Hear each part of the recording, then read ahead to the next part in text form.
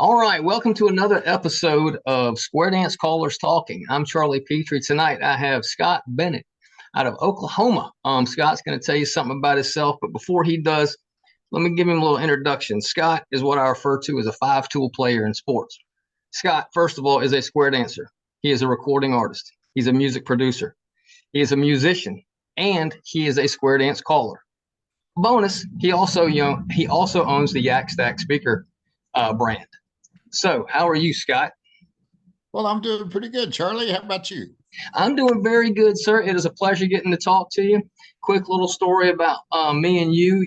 You probably don't remember it. It was a few years ago. Some convention. I think it was probably a CALLERLAB. I was new to calling. I knew a handful of folks out of the Atlanta area. I knew you through your music, through your music labels. And so you were in a room sitting behind a table. I don't know what you were doing or whatever, but I walked in and I was just looking around and I was like, man, that's Scott Bennett right there. I was starstruck. I was like, he's got all this music. I love it. And he's sitting right there in front of me. And so that was awesome. And then since then, we've been to conventions. We've run across each other and had some time to really get together and know each other. And so I was really looking forward to talking to you tonight, man. So, Scott, tell us about you. What about your square dancing? When did you start? How many years you've been doing it? Let us know about you. Well, so I started square dancing 40 years ago. I was 17 years old. And then shortly after I got started square dancing, I kind of took up the calling thing. As you said, I've got kind of a background in music, played music and sang and did a lot of things prior to the calling thing. And it just seemed kind of like a natural fit. I really liked the square dance thing, and the caller that was calling in the area where I learned to square dance was a pretty good caller. He was really a very accomplished caller, and I kind of liked what he was doing and thought, well, I might could do that. So I kind of tried my hand at it. And, I don't know. I've been calling almost 40 years. So Wow. So now, square dancing itself, was that a family thing? How did you get brought into it, square dancing? When I moved to Oklahoma when I was 17, my dad and his wife were square dancing. And I had just come from Houston. I lived in Houston. And like I said, I played in a rock band and, did that kind of thing. And I had really, really long hair at the time. And anyway, I really thought I was going to go to the square dance and kind of make fun of it. I Right. thought, oh, wow, this is going to be super hokey. That was exactly what I expected to see. And I got there and it really was not exactly what I expected. It was not really like what we see today so much, but it certainly wasn't as I envisioned it would be. Right. Anyway, I got to the dance and there was a young lady there about my same age, and she looked a lot like a prettier Heather Locklear, if you could Okay. imagine. Yeah. Yeah. So I thought, well, I might like to stick around and do this for a little Right. while. Anyway, Okay. so I hung around the square dance thing. I think I had about 4 lessons was about it. And then I started dancing all the time. And I didn't have the rest of the mainstream lessons, didn't have plus lessons or advanced lessons. Just kind of got on the floor and learned it. You Wow. know, just jumped That's up and impressive by itself right there. and kind of watching and dancing and figuring it out on the fly. Wow. So you decided to get into calling. And Yes, sir. were there any callers that, I mean, it was a long time ago, but did anybody influenced you with the, hey, do it this way, do it that way? Locally, there were a lot of great callers in my area. Most of them had such a busy schedule. They just really, said, Scott, we like you, we love you, yada yada, but we really don't have time to work with you. Okay. So, when I'd go visit their dance or whatever, they'd give me tips. I could talk to them, Right. questions, and they would give me some really good answers, mostly very good answers. And but I was kind of on my own to learn.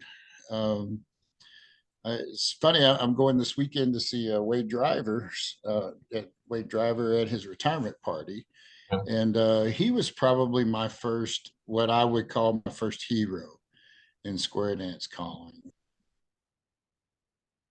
That makes sense. I loved his music, compared different than the other music that I heard that was out there. And anyway, I went to a weekend festival that Wade was calling, and Wade at the time, I mean, he had the voice, he had charisma, he was funny, his Mhm. choreography was great. He knew how to entertain a crowd.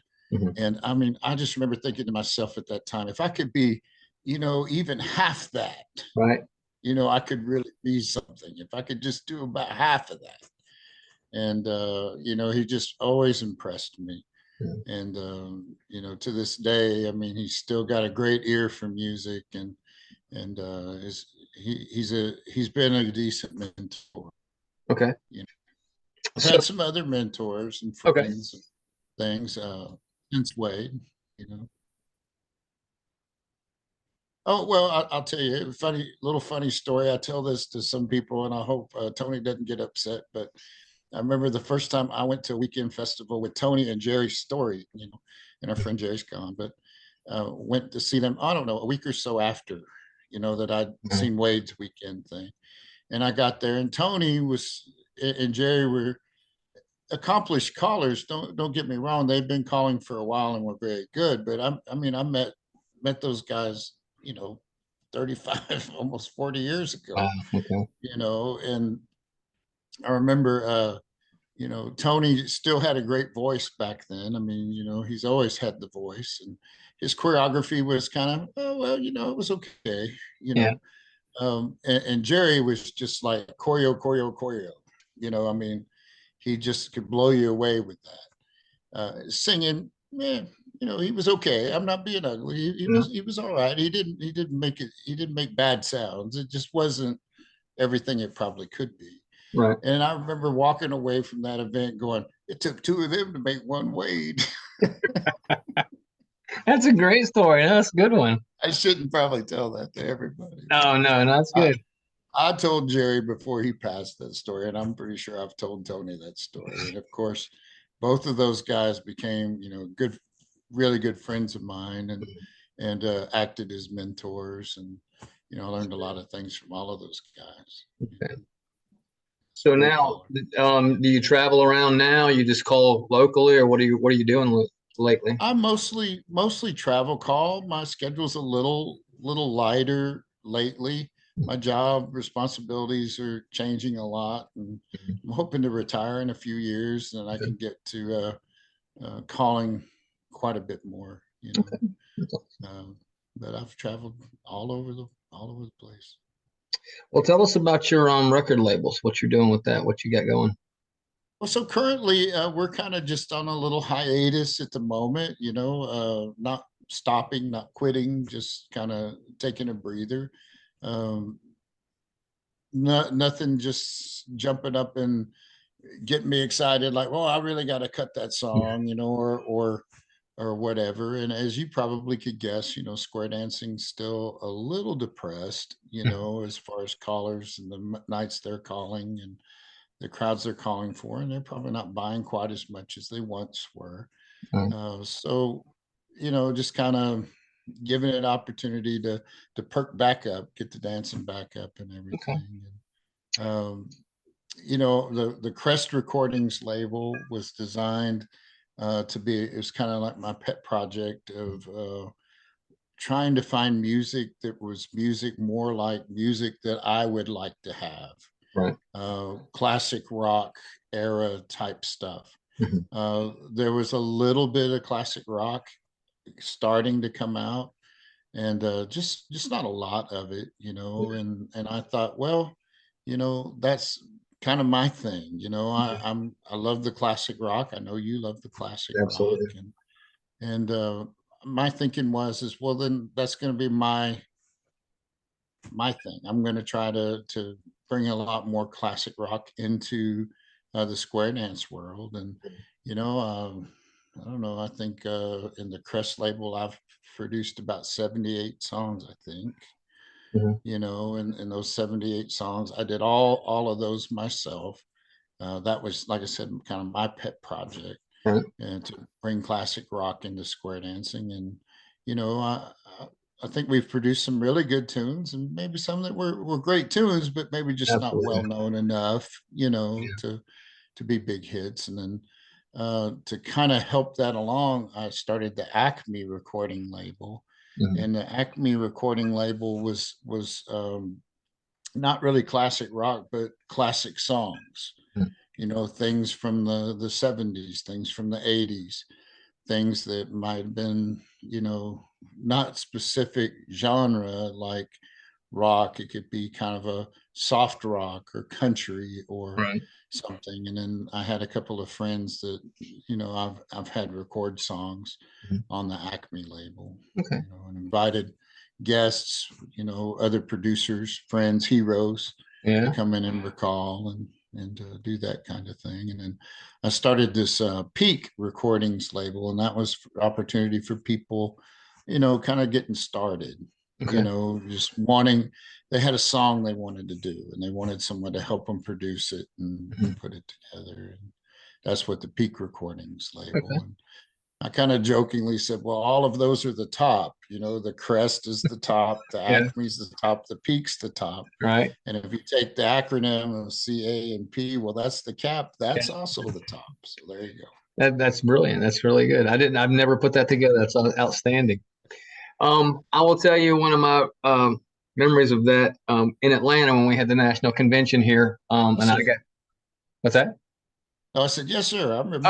I was okay. mad. Yep. And you were the MC with the Ghost Riders band when my time came up, Yes, sir. and uh, I did Simple Man, Leonard Yeah, Skinner. I do remember. And that was such an honor, first of all, for you to be emceeing it. And it's one that Right. you recorded. And Yeah. when I was up there, and I don't know if you've watched that video, I've watched it 1,000 times on YouTube and everything's had a buddy of mine record it.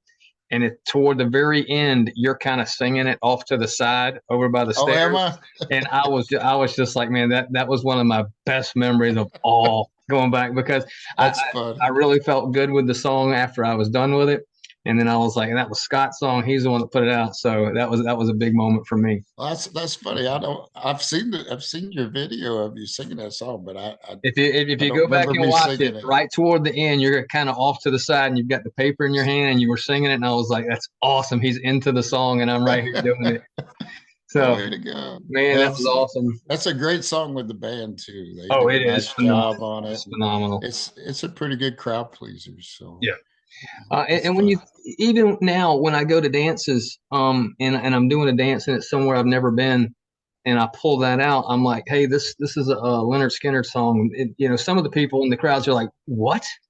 And then they hear it, and some of them will recognize it, not. Yeah. But yeah, just like you were saying, it's you don't hear that kind of music. You you hear it more now from some of the record labels. Right. Um, Right. but yours was one of the first, and now you Yeah. got the throwbacks and all that coming out. Right. Phenomenal music, and it's stuff that people have heard. Right. And that's great, and that's really what kind of got me into it, deeper into it. I liked the square dance calling when I started it, but then your music and everybody else's record labels that are coming out with some of this, real bands actually going in there and recording it. Now, Right. what instruments do you play? I play guitar. Mhm. Um, my keyboard skills are pretty limited, but I can do a little keyboard. But Okay. as um, as my calling got busier, my guitar playing got less and less. Right. So as you can imagine, it was kind of hard to be, you know, a master of both of those Yeah. crafts, you know. So I keep a guitar here by my chair all the time, and I pick it up and play it about every night. Wow. Okay. Um, my playing has really suffered, you know. I I mean, I could accompany myself a little bit, but I very seldom put myself on a recording Mhm. because, you know, I pay guys that are really, really good to do that, you know. I did allow myself the luxury of recording guitar work on the Ya Saxy thing Mhm. that, that I Mhm. did the patter record to. Okay. I played all the guitar parts in that. No. Okay. played all the rhythm tracks and the line and the melodies and everything for guitar parts and that. So, that was one song. I said, okay, well, I'm gonna play all the parts on that. Right. So I have my own little studio here at home, and Mhm. that's where I do all of my vocal recordings and stuff. Okay. I just played the guitar in the same studio. I could hook up to do that. That's awesome. Sent it to my guy in Houston, and he mixed it all in and Okay. fixed it up. That was good, clean fun. So, I had a friend of mine that I was talking to, and I told him that I was going to be talking to you tonight, and he said to Yeah. make sure to ask you, what your process from whether in your car, sitting at home, just thinking about music. What is the process from, hey, let's make that a square dance song? Well, that's a cool question. Uh, there's several things that go through my mind when I start trying to put that together. Is the first one is this something that I think could further the activity? If it's I'm trying to think of the right way to say this. If it's just a song to be cut, just to be cut, Mhm. I'm probably not jumping up and down to do that. Is there something I think, well, I could use this to create this particular feel or this particular thing. I'm looking for something that people will go, wow, I never thought we would square dance to Leonard Skinner, Right. or ZZ Top or whatever. That's one thing that I look at. I have to look at the tempo. That's kind of after I think, well, this song could do us justice. It could do a good thing for our activity. It's well known enough for that sort of thing. Made it into top 40 or something like that. People probably in our age group have Right. heard it. Right. I think that's important if we're trying to reach people our age, roughly our age. Yeah. Then we should be playing music they know Yep. Absolutely.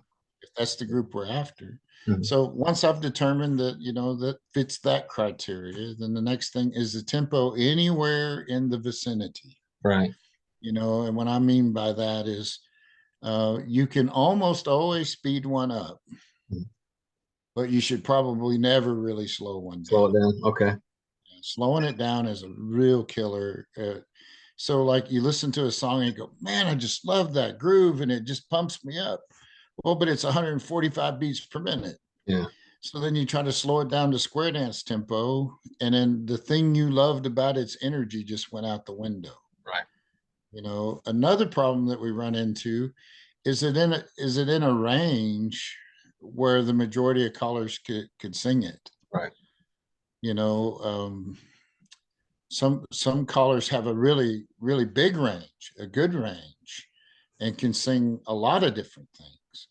And then some callers, their range isn't really wide. Right. You know, so you have to make sure that it's not a super wide range, or that you can show them in your recording another way to handle the range so that they could sing it differently, perhaps. Um, you have to make sure that that fits. So just like I was saying with the tempo, if you slow the tempo way down, it kind of kills it. Well, the other thing is the loss of energy is that pitch. We were talking about range, how wide it is in notes. Well, where it sets changes things. Yeah. You wouldn't want to sing a Steve Perry song and sing it like Perry Como. Right. You know, you would, who's crying now? That would sound so. To me, that doesn't make sense. Yeah. I can't sing Steve Perry. I don't know of any square dance caller that can sing No. No. really, truly It's rough. with the level, with the energy and the tonal qualities of Steve Perry. I can't do it. We can't do it. Right. There's not really any callers that can do it.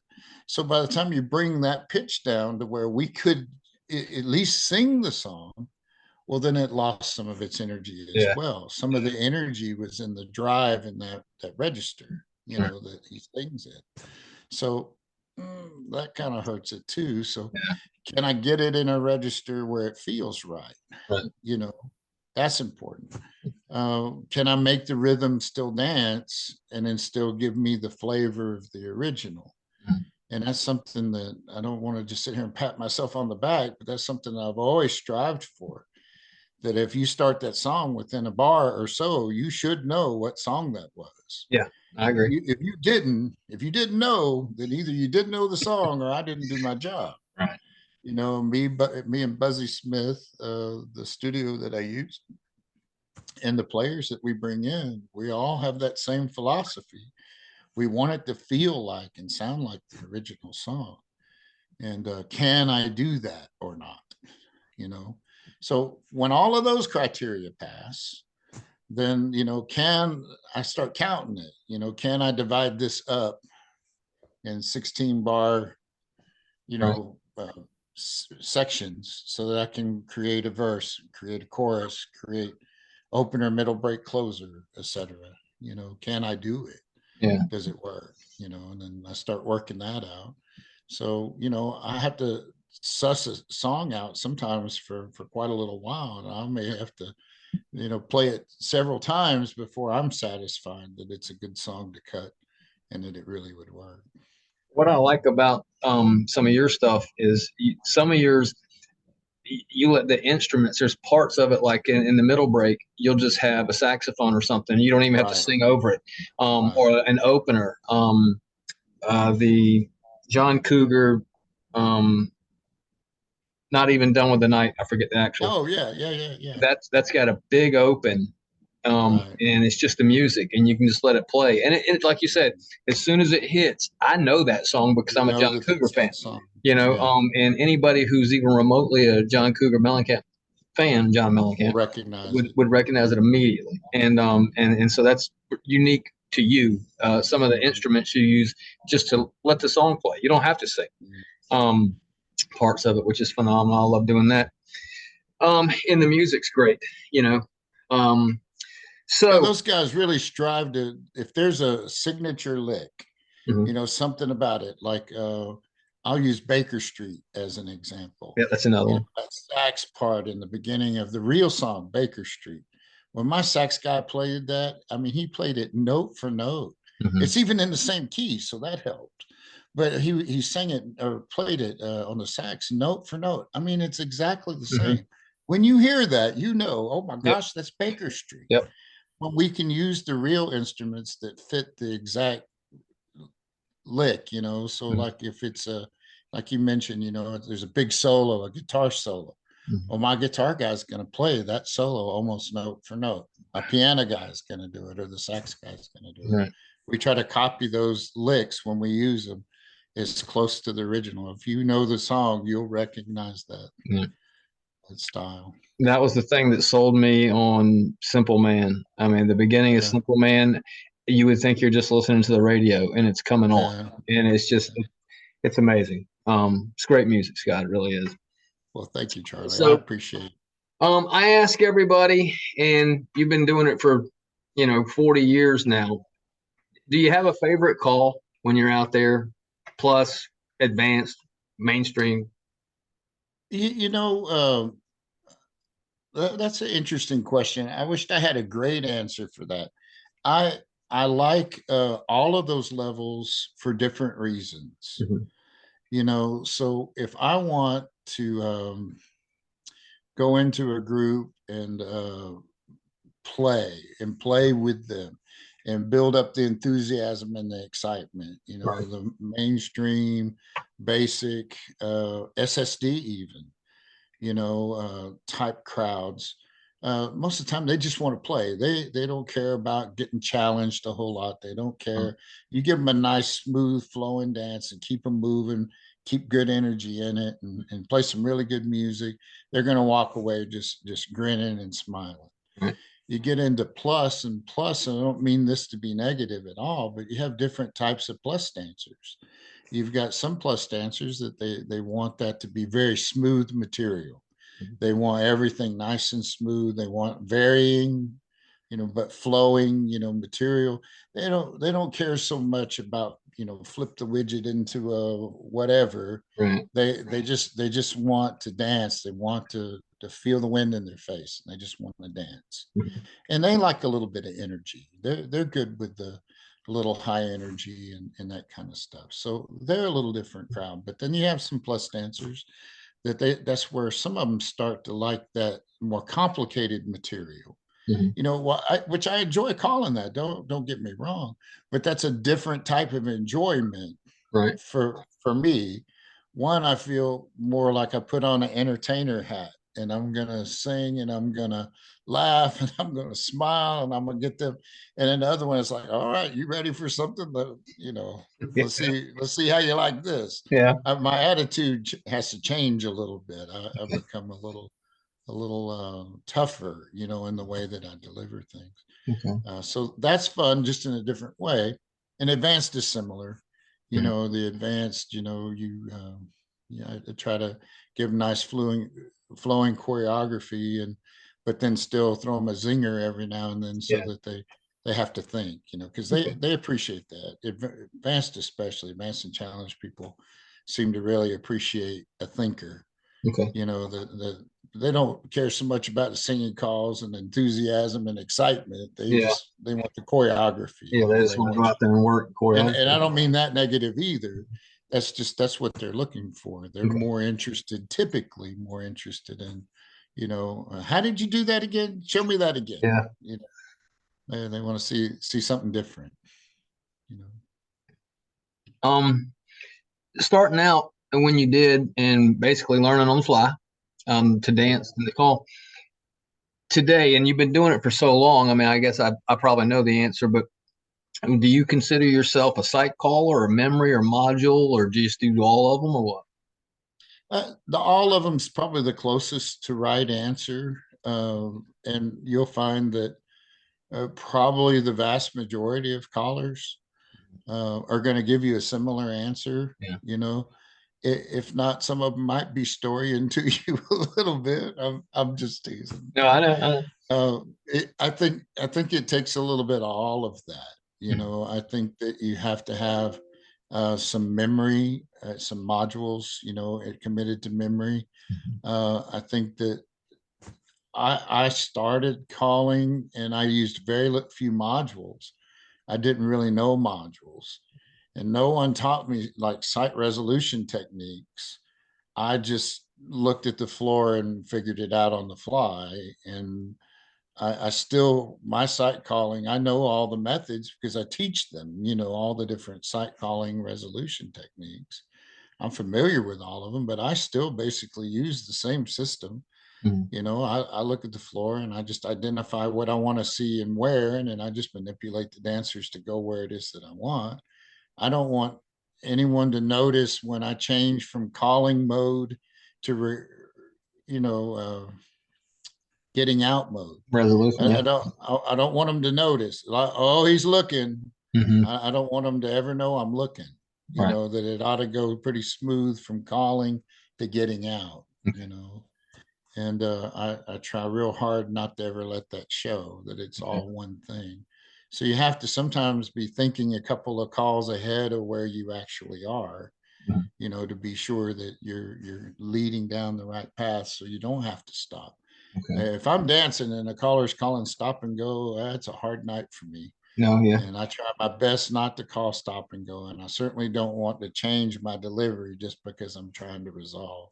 Okay. Um, but the combination of some modules, mostly get outs, Mhm. and some setups for different things, or if there's a particular gimmicky kind of thing, I don't use a lot of gimmicks, but a Right. gimmicky kind of thing I want to do, it has maybe a start to a finish, Mhm. thing that I would use. Well, you have to remember those things. So we're all Right. relying on memory. I think sight, where that's the biggest positive about sight and the biggest negative, is that you have the ability to do just about anything you want to do.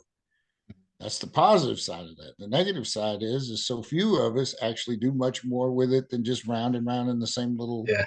little thing. I'm as guilty as anybody. Mhm. So if we were actually using that tool as a tool and not a crutch, Yeah. and actually saying, okay, well, hey, I could take them over here, and woo, I could do this and I could do that.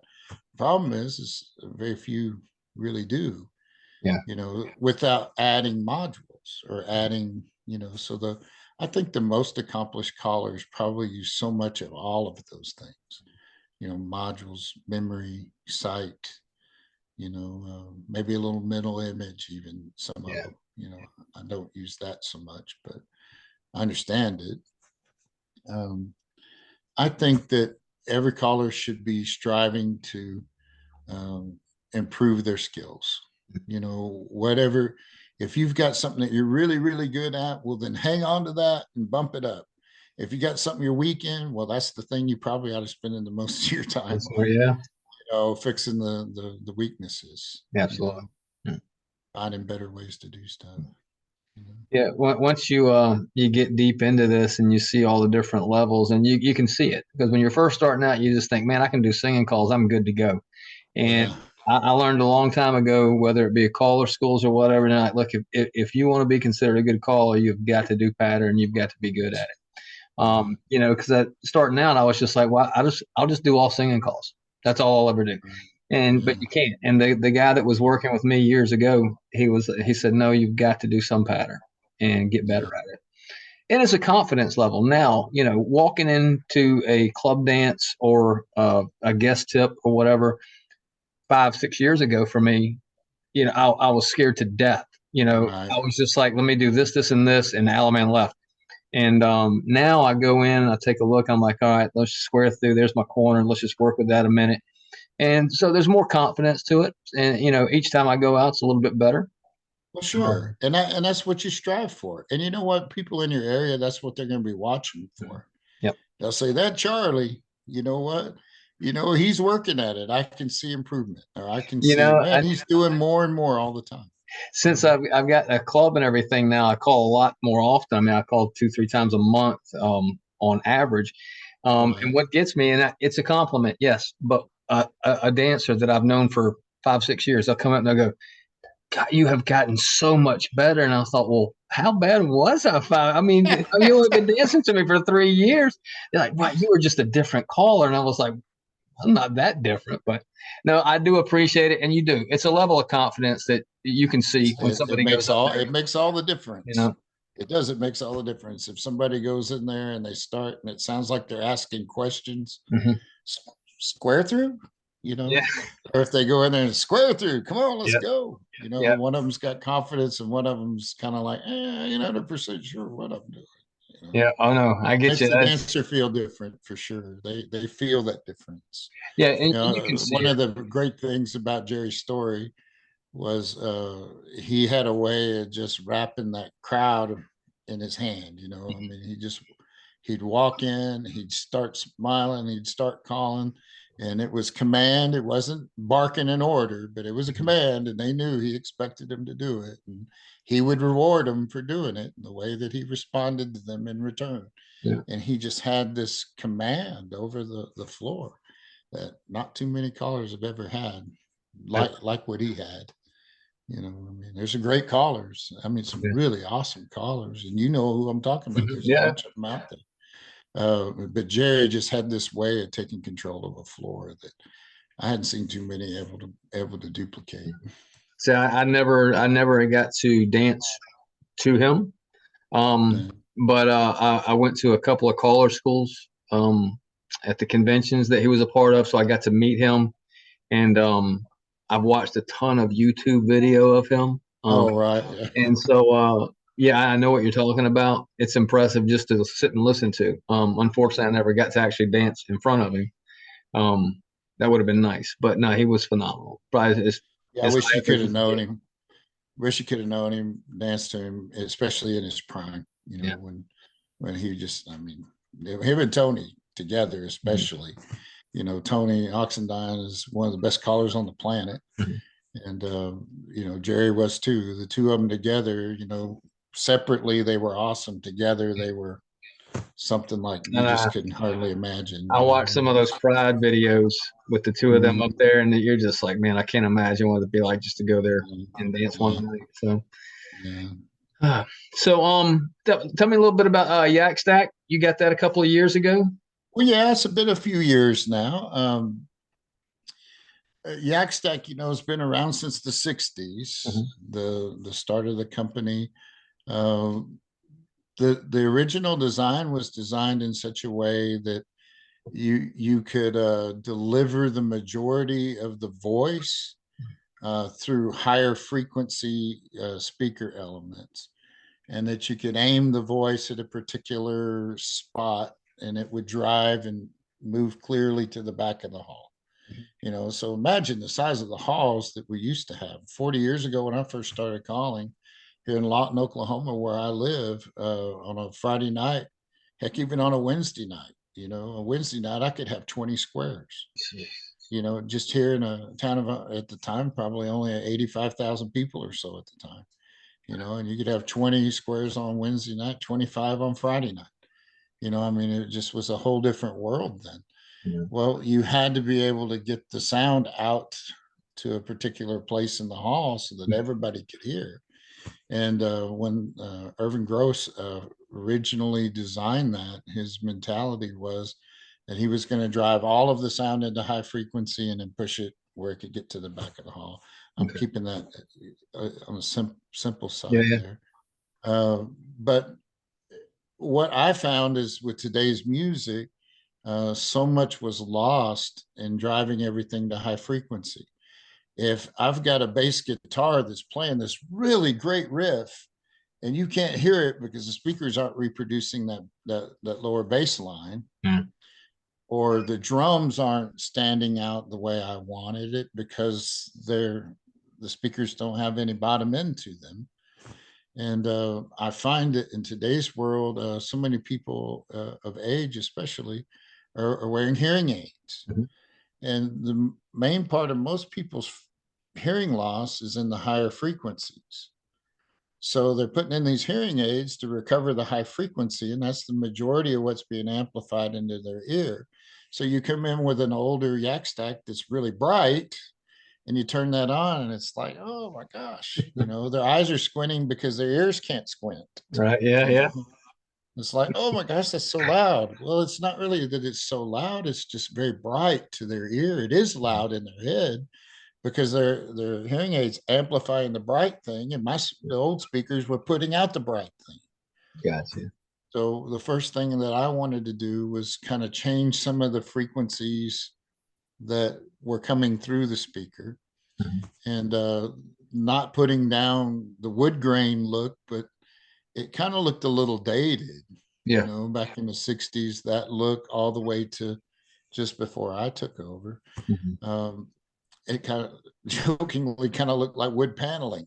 And if you watch some of these home improvement shows, the first thing they do, if it's got wood paneling, they rip it down and put something else up. That's right. So that was kind of what I did. I took down the wood paneling and put on this kind of marble, a granite kind of effect, kind of from mica, which did two things. One is it changed the look, but it also changed the tonal quality of the cabinet. The older Yaks, if you stand beside them or behind them, you could hear almost as good as you hear up in front of them. I mean, there was a lot of sound coming out from the sides and the back of the cabinet. This Formica layer that's on there is sealing the cabinet exterior a little better. So you don't hear as much from the back and the sides as you did in the old ones, sending almost all the sound outward out the front. So I'm still delivering more sound in the high frequencies for the voice to be clear, but giving you the opportunity to use a lot of lower frequencies if you want them, so that the music can sound better, give you more low end and still have the high end and make everything sound the way that you want. And I'm certainly not sitting here trying to talk anybody into buying it. Right. No, I get you. I mean, that's not my intent there, but a person should hear one. If you haven't heard a new Yak compared to an older style Yak, it's night and day difference. Because it's just, they look different, they sound different. I don't know. I find that the more I use the ones that I have, and I practice what I preach, I use what I build and sell, but um, it just, once you get used to the tonal qualities of that, it's hard to go back to an old yak. Right. It's very different sounding to you. And Okay. at CALLERLAB, I usually have a display set up. So if you haven't looked at it, you should come by. You're going to CALLERLAB. Absolutely. Yeah, I was going to talk about that. I know you'll be there in Reno. Looking forward to it. Yeah.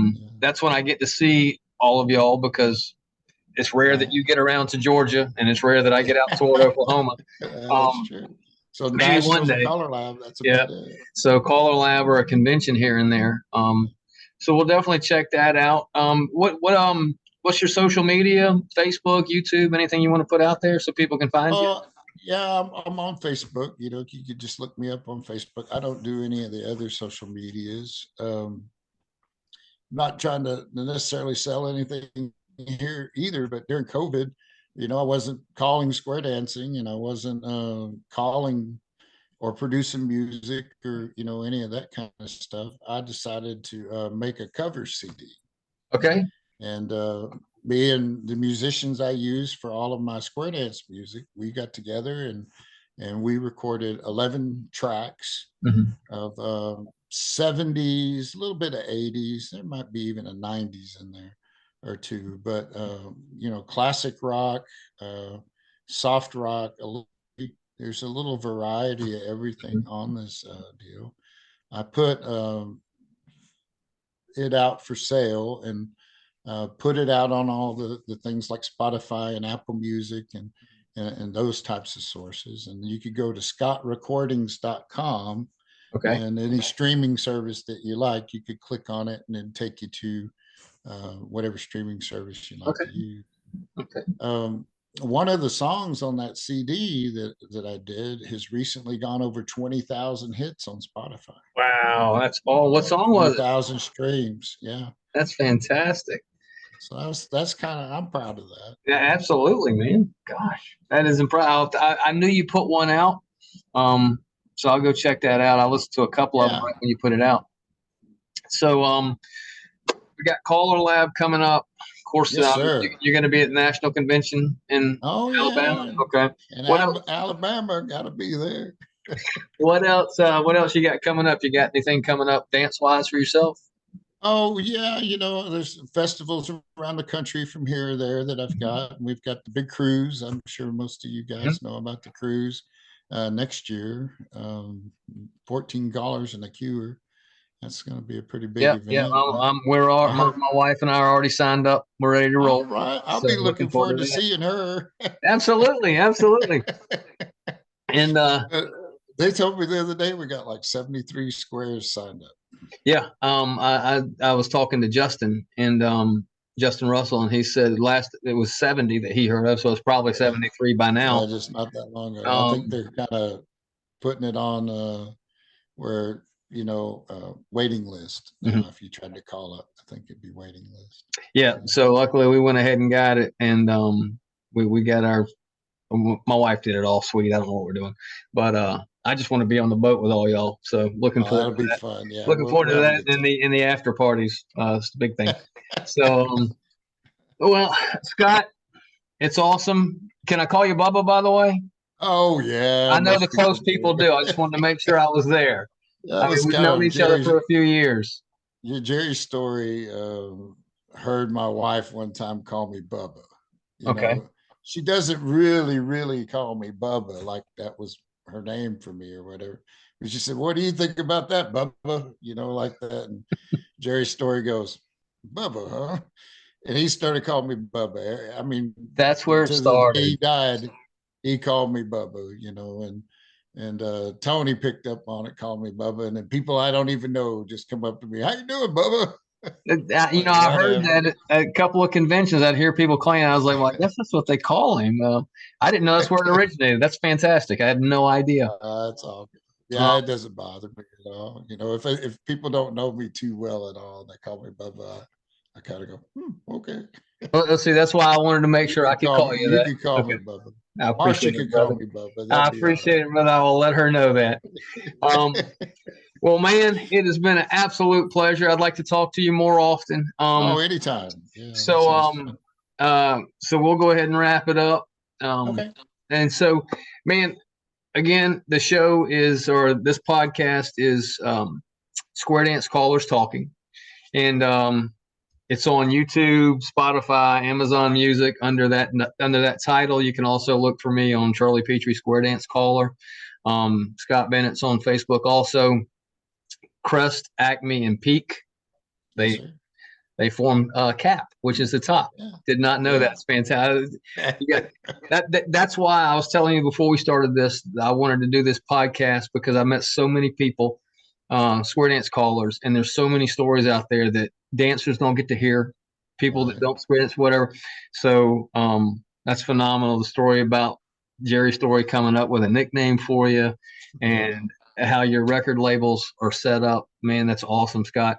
Brother, I will see you in a couple of weeks at CALLERLAB. Yeah, I'll be looking forward to that. We'll get together and hang out. That'll Absolutely, absolutely. We got some after dance stuff to tend to. So oh yeah, that has to happen too. Come by the Yak Stack booth and I'll show you the difference between old and new Yak Stack. I will be right there, brother. You know that. You get to hear it with your own ear. Okay. Scott, a pleasure as always, brother. And I will see you in a couple of weeks.